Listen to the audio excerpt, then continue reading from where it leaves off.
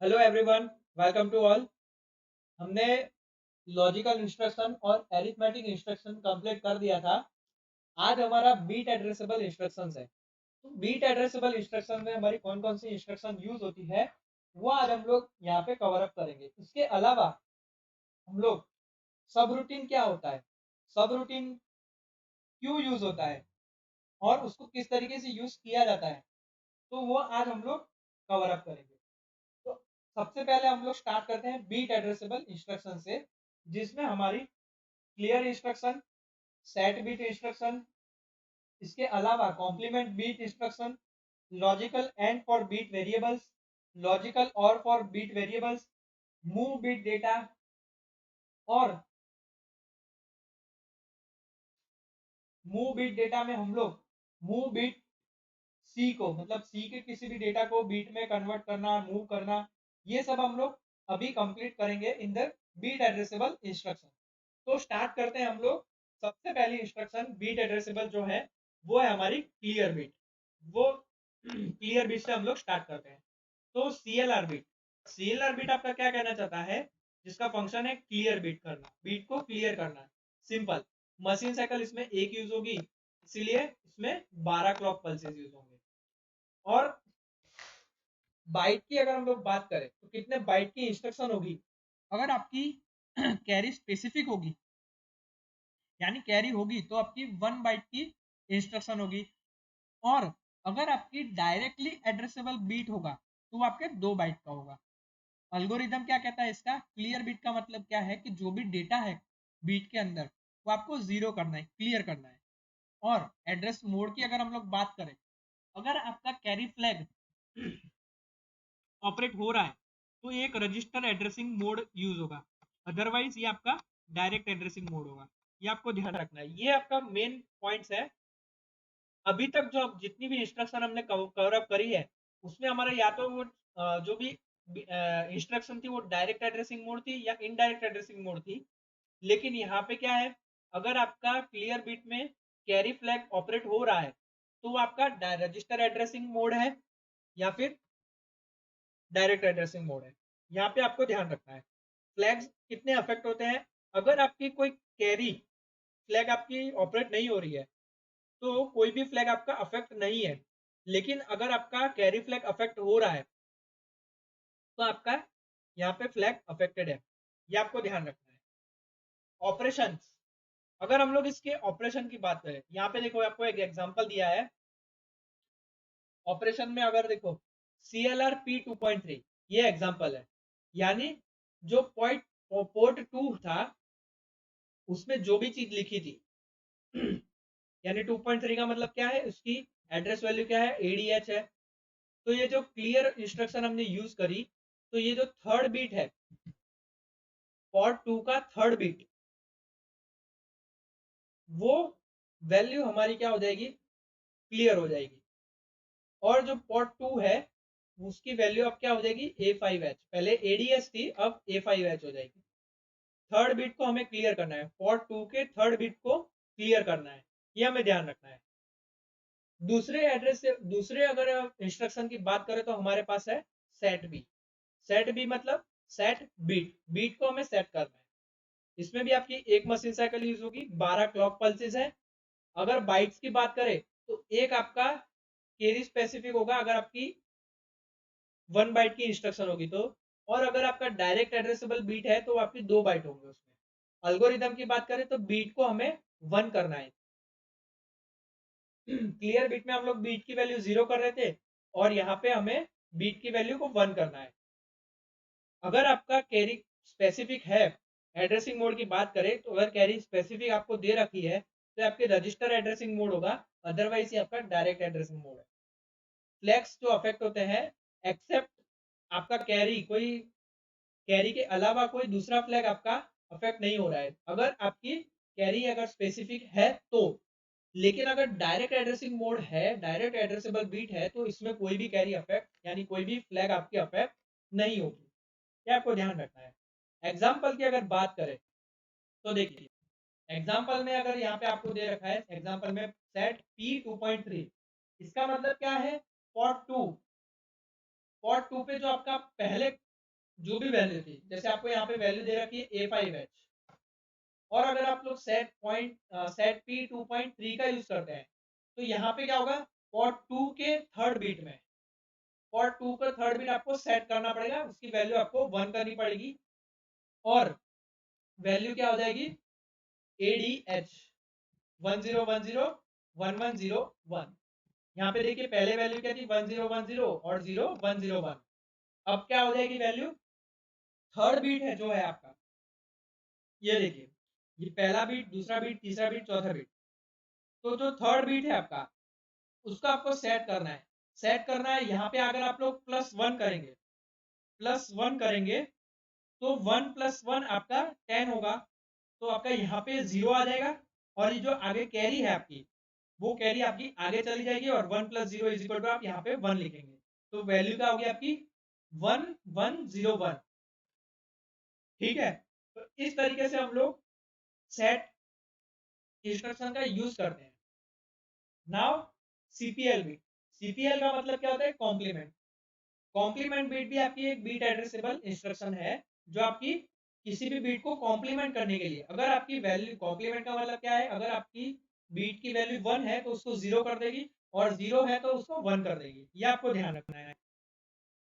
ये भी बाइट में भी सेम है, एक होगी अगर कैरी स्पेसिफिक होगी, और 2 बाइट की इंस्ट्रक्शन होगी अगर आपकी डायरेक्ट एड्रेसेबल बीट होगी। तो एल्गोरिदम क्या कह रहा है, उसका कॉम्प्लीमेंट करना। एक मशीन साइकिल यूज होगी, 12 क्लॉक पल्सेस यूज होंगी इसमें। एड्रेसिंग मोड सेम है, रजिस्टर एड्रेसिंग मोड यूज होगा जब आपकी कैरी आपकी स्पेसिफिक होगी, अदरवाइज आपकी डायरेक्ट एड्रेसिंग मोड है। फ्लैग की बात करें तो एक्सेप्ट कैरी, कोई अदर फ्लैग आपकी अफेक्ट नहीं होती अगर आपकी कैरी स्पेसिफिक है, और कोई भी फ्लैग आपका अफेक्ट नहीं होता जब हम लोग डायरेक्ट एड्रेसिंग मोड का यूज करते हैं। एग्जाम्पल में आपको देखिए यहाँ पे दे रखा है CPL 2.5। CPL 2.5 का मतलब क्या है CPL 2.5 इसका मतलब क्या है, पोर्ट 2 का जो 5वां बीट है इसको हमें कॉम्प्लीमेंट करना है।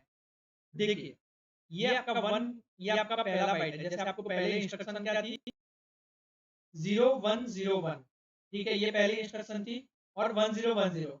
हम लोग क्या करते हैं, राइट से गिनना स्टार्ट करते हैं। ये देखिए ये आपकी पहली बाइट है 1, ये आपकी दूसरी बाइट है 0, ये 1, तीसरी ये 0, चौथी, ये पांचवी हमारी 0 है।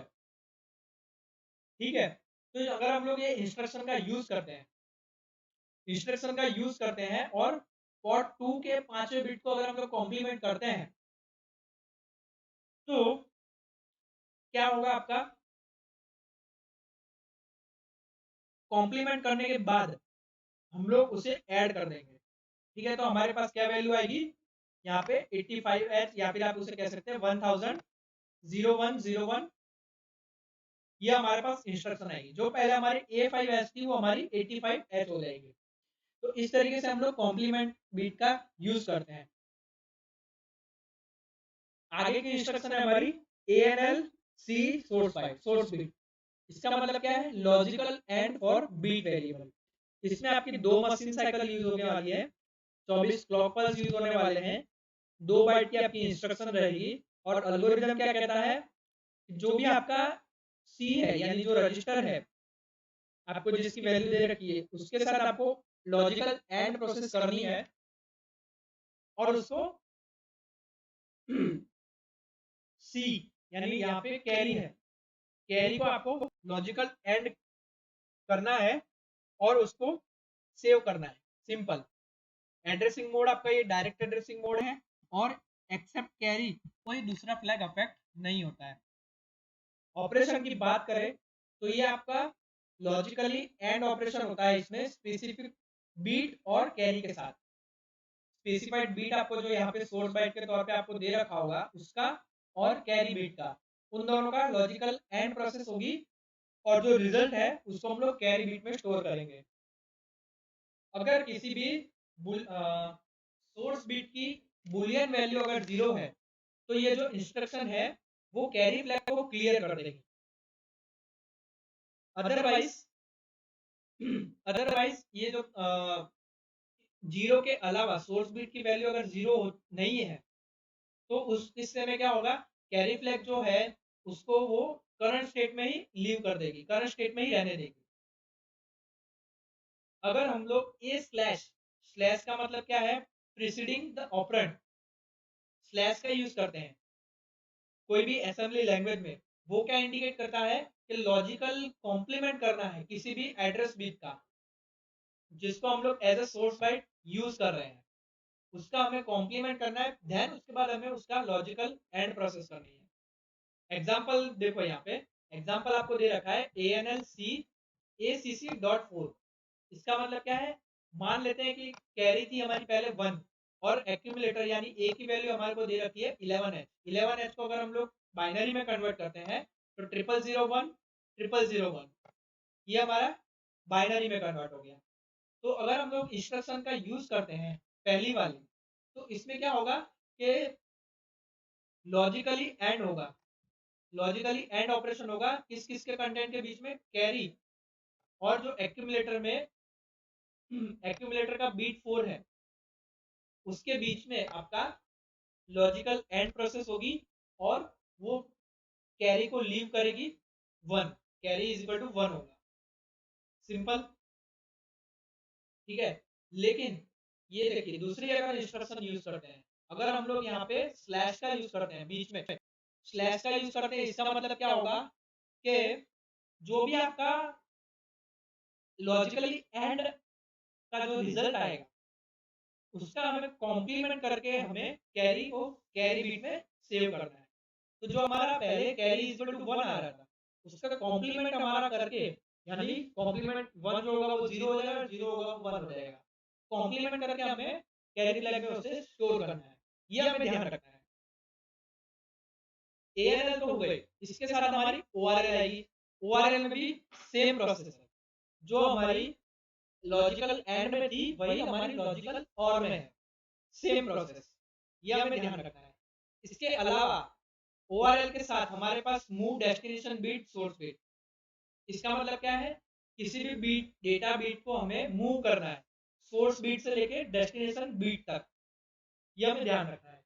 ये जो इंस्ट्रक्शन है ये क्या करती है, डेस्टिनेशन सोर्स बीट के डेटा को कॉपी करती है डेस्टिनेशन बीट में, और इसमें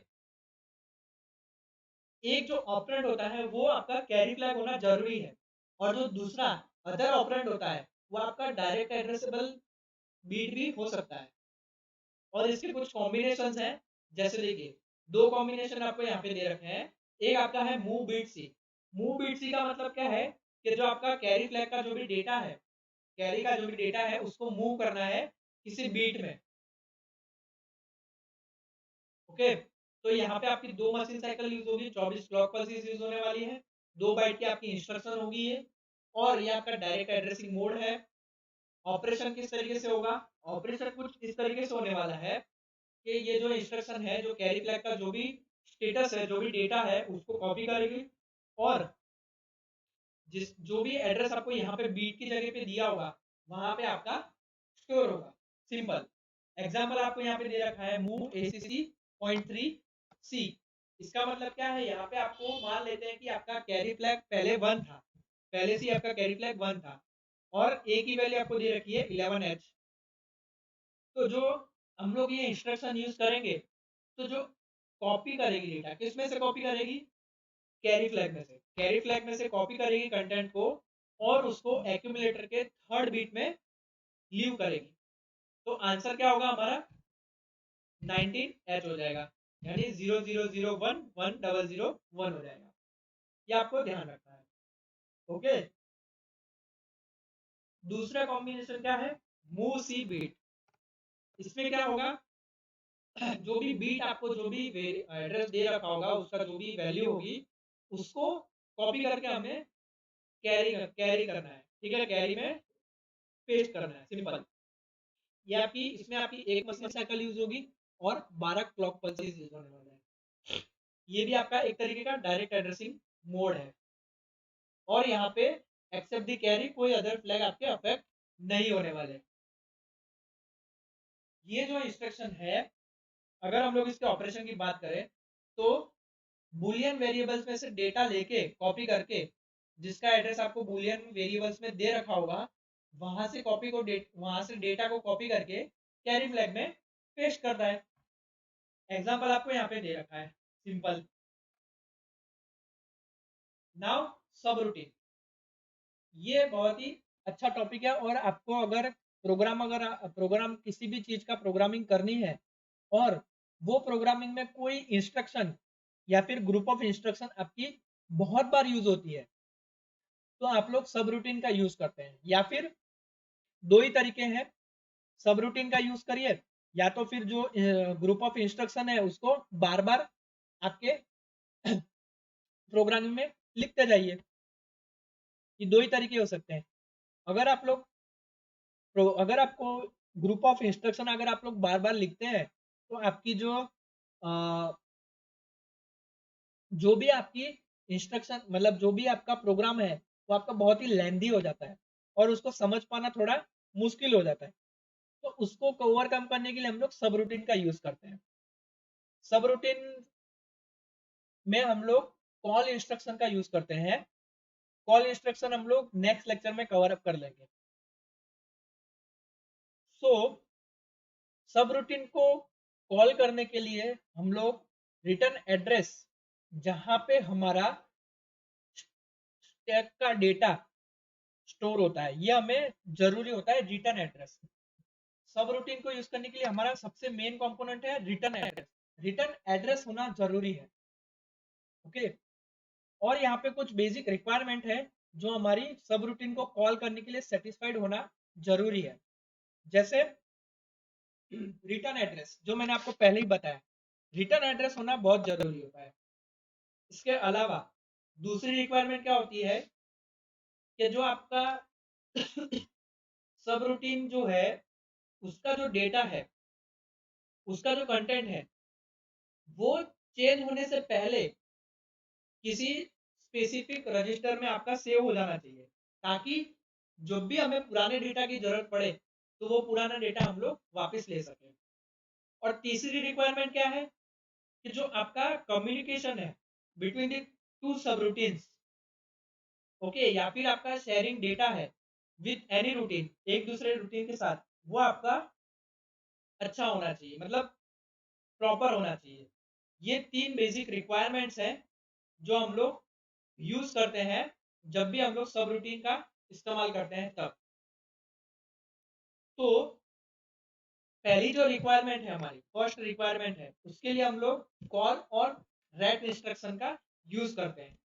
कॉल और रेट इंस्ट्रक्शन हम लोग आने वाले नेक्स्ट लेक्चर में कवर अप कर देंगे। दूसरी जो रिक्वायरमेंट है, उसको इंस्ट्रक्शन को, वो रिक्वायरमेंट को फुलफिल करने के लिए हम लोग क्या करते हैं, पुश इंस्ट्रक्शन या फिर पॉप इंस्ट्रक्शन का यूज करते हैं। पुश इंस्ट्रक्शन या फिर पॉप इंस्ट्रक्शन का यूज करते हैं। पुश इंस्ट्रक्शन और पॉप इंस्ट्रक्शन हम लोग कवर अप कर चुके हैं। किसी ने नहीं देखा लेक्चर पुश और पॉप इंस्ट्रक्शन का तो जाके देख लीजिएगा, आपको मिल जाएगा डेटा। ओके। और सब रूटीन को इंप्लीमेंट करने के लिए हम लोग कॉल और रेट इंस्ट्रक्शन का यूज करते हैं। यहाँ पे जो प्रोग्राम कंट्रोल जो होता है, जब हम लोग सब रूटीन का यूज करते हैं या फिर अब जब हम लोग सब रूटीन को कॉल करते हैं, तो जो प्रोग्राम का कंट्रोल होता है वो हमारा ट्रांसफर हो जाता है टू दी सब रूटीन। और at the end of the sub routine, rate instruction जो हम लोग लिखते हैं, तो जब हम लोग हमारा रेट इंस्ट्रक्शन एग्जीक्यूट होता है, तो प्रोग्राम कंट्रोल जो होता है वो नेक्स्ट इंस्ट्रक्शन में वापस ट्रांसफर हो जाता है after the call in the main program. ठीक है। तो सब रूटीन कुछ भी नहीं है, सब रूटीन एक सिंपल है। अगर आपका कोई भी बंच ऑफ प्रोग्राम, कोई भी बंच ऑफ इंस्ट्रक्शन आपकी बार बार यूज होनी है, तो हम उसको सब रूटीन कर देते हैं, सब रूटीन यूज करते हैं फॉर दी प्रोग्राम को छोटा करने के लिए। ठीक है। कुछ उसके कुछ एडवांटेजेस हैं, सब रूटीन के कुछ एडवांटेजेस हैं। अगर प्रोग्राम में कोई पार्ट आपका ज्यादा रिपीट हो रहा है और अब उसे हम लोग मेमोरी में, कम मेमोरी में हम लोग यूज करना चाहते हैं, सब रूटीन का यूज करते हैं तब हम। ताकि मेमोरी की जो स्पेस है हम लोग वो सेव कर सकें। कोई भी लार्ज प्रोग्राम अगर आप लोग लिख रहे हैं और उसे आप लोग सब सेक्शन में डिवाइड कर रहे हैं, उसे प्रिपेयर कर रहे हैं, और आपका ईच जो सब सेक्शन आपने बनाया सेपरेटली, और उसे बाद में अगर हम लोग कंबाइन करते हैं सब सेक्शन को, और उसे हम लोग मेन प्रोग्राम के तौर पे यूज करते हैं, तो ये क्या हो गया आपका, एक तरीके से प्रोग्राम को आपने, मॉड्यूलर प्रोग्राम को आपने खुद मॉडिफाई किया, मॉड्यूलर प्रोग्राम कहते हैं इसे हम लोग। तो जो डिफरेंट पीपल कोई भी टाइम पे अगर आपका प्रोग्राम यूज कर रहे हैं, वर्क कर रहे हैं, तो वो इंडिविजुअल सब रूटीन पे वर्क कर सकते हैं। तो ये जो मॉड्यूलर प्रोग्रामिंग है, ये हमारी क्या होगी, एक एफिशिएंसी को इम्प्रूव करती है और एरर को भी रिड्यूस करती है और प्रोग्रामिंग के टाइम को भी रिड्यूस करती है। तो ये भी आपके सब रूटीन का यूज करने का एक एडवांटेज हो गया है। तो ये कुछ एडवांटेजेस थे सब रूटीन्स के जो हमने कवर अप कर दिए हैं। नाउ हमारी कुछ इंस्ट्रक्शंस बची है जिसे हम लोग ब्रांचिंग और मशीन कंट्रोल इंस्ट्रक्शंस कहते हैं। तो हम लोग ब्रांचिंग और मशीन कंट्रोल इंस्ट्रक्शंस को नेक्स्ट लेक्चर में कवर अप करेंगे। Okay, till then